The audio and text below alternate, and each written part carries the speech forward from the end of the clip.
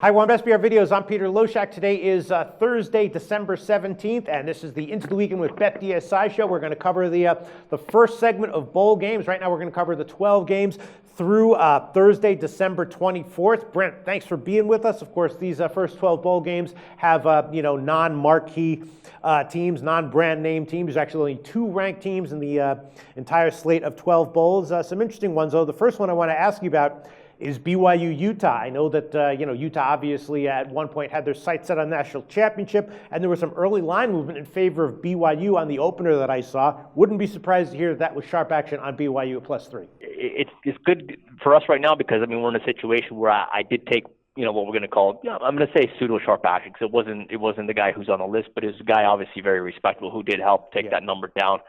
We went all the way down to 2 with this game, and we got sharp action back the other way on the 2. So, if you're in a situation where you got sharp money on -2 and you got sharp money +3, it's one of those situations where you kind of take that. You're not too worried about getting sided on the +3 or whatever. It's not a huge risk for us, which is nice. In terms of the actual number of wagers, I've got a lot more money on Utah, a lot of public money on Utah. The count there is in the number of wagers is like almost 3-4 to 1 that way. I've got sharp action on the under as well, though I did take sharp action on this one.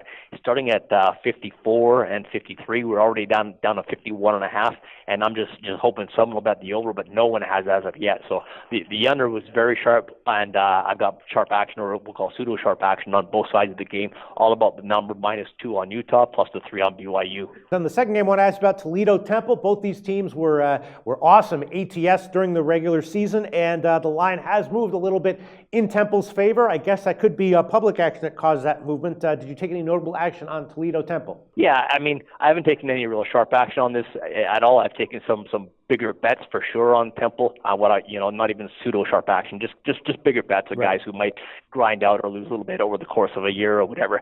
But the movement more is just because of the public betting Temple. We're sitting -1, -115 right now. My count in terms of the actual number of wagers is like 5 to 1 on Temple. So that's really strong in terms of being one-sided. I've got a little bit more money on the under as well. We're sitting at 51 right now.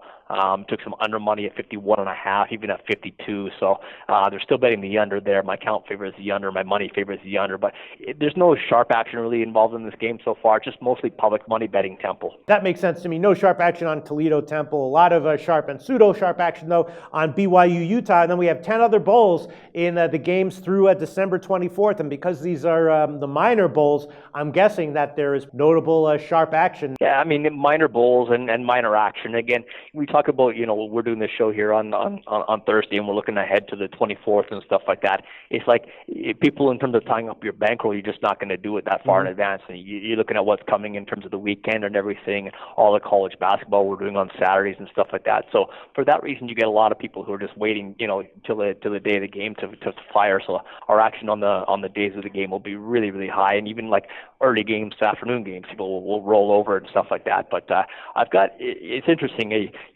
in terms of how these numbers come up. We get our sources who come up with certain numbers and stuff like that, and we have our own little power rankings we want to adjust. And it's less about who's going to win the game in terms of what's the right number for us to balance action. So, Arizona's a classic example where number was just not a good number based on how people have been betting. My count is only about 3 to 1, 2 to 1 in favor of New Mexico. It's not a huge count, but I did take sharp money on New Mexico plus the 12. I took sharp plus 10.5. I took pseudo sharp plus 9.5. So it's one of those cases where it's just the number was just wrong. Like if we had opened at 9.5, even at 9.5, we probably still would have taken New Mexico money. So right now Arizona's an 8-point favorite, but the opening number was 12. So New Mexico was definitely a sharp side there. We touched on BYU, Ohio and Appalachian State. That's another one we're sitting right now. App State -7.5 versus Ohio. I took what I'm going to call sharp action on Ohio plus the 9.5. Again, another pseudo bet the same way plus 8.5. So very consistent in terms of where they're going.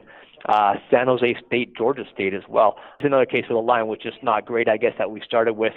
They did take Georgia State. Line's 2.5 right now. San Jose State favored 2.5. But I got a couple of multiple, we'll call pseudo sharps, taking the +4 and the +3 on Georgia State down to 2.5 where we are right now. Arkansas State, not a whole lot to report there. Western Kentucky, South Florida, pretty even in terms of the action. I've taken both sides and money. I do have more money on the over. It was a pseudo sharp who went over 65.5. We're at 66.5 right now, so the Western Kentucky over there. This is a case where in terms of the line, we did it all right this time. We got one right here in terms of the sharp action we've taken on this. Western Kentucky was -2 was what I'll call pseudo sharp. Took pseudo sharp money back on South Florida plus the 3, so we're sitting at 2.5 right now, and that seems to be working for us right now. Going down to Akron, Utah State, just total action there. I got sharp money on the under 50. Now we're sitting at 48 right now, but we're pretty much one side in terms of that total going under. We're sitting 48. Sharp stuff came in at 50. And the only other really notable game would be Western Michigan. They're playing Middle Tennessee State. I took sharp action -3 on Western Michigan. I've got almost nothing back the other way. Like my count is, I'm going to say 6-1 in terms of the actual number of wagers I've taken on Western Michigan. We're sitting 3 -125 right now. 3 -10 is where the sharp action came in. And if we don't get any drops on Middle Tennessee State, you'll probably see that line climb, Peter. Brent from BetDSI, thanks so much. As always, we will talk to you again next week for the second batch of bowls.